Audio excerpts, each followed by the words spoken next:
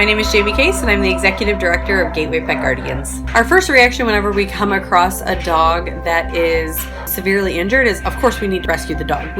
Cost is always a second thought. We need to have those funds available, and that's where the Second Chance Fund comes in. We want to make sure that we have funds set aside for these emergency and sometimes high costs.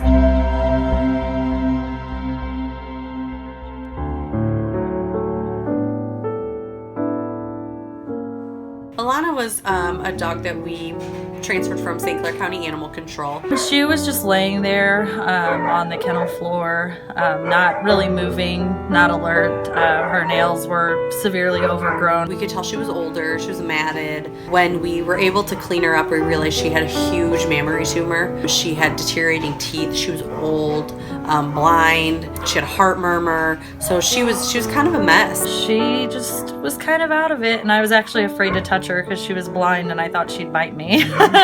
She was very cuddly and loving, and she was like my little lamb chop.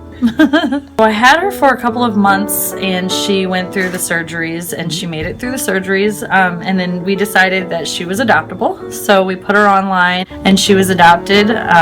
Missy texted me like a couple of days after having her and said she's not leaving, so she ended up keeping her, and I think she only had her for maybe 2 or 3 months before I got the call that Alana had some health issues. Her lungs and things were going out, so she ended up passing away in September. She had a really tough beginning.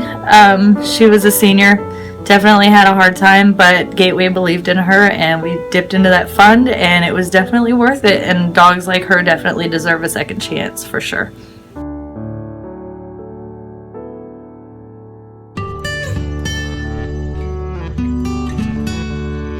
We received the call about Indy from a community member who was saying that their puppy was kind of having seizures and wobbly and not really functioning correctly. We suspect that there was an Ivermectin overdose, which is heartworm preventative. Unfortunately, you can buy that from farm stores, and some people don't realize what dosage to give, especially small puppies. So we suspect that it was an overdose from that. It was fluids. Again, it was on a weekend, so those bills end up being quite high, and just to get them to the point where they're stable is quite expensive. So we were able to get her stable, and she is currently adopted.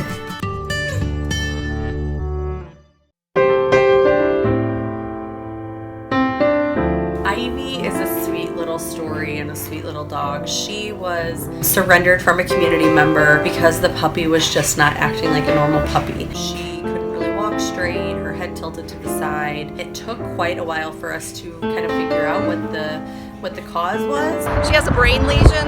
She went to VSS, pretty expensive. She had to have MRI, stuff like that. And so she's basically mentally retarded. She won't get any better. The vets at VSS said that she may only last 7 to 9 months. She is currently still living with her foster mom. She's not expected to have a very long lifespan because of the problem, but she lives with foster brothers and sisters and kitties and plays, and she's a sweet, sweet girl who will probably just live out the rest of her life with her foster mom. She's worth it, every bit.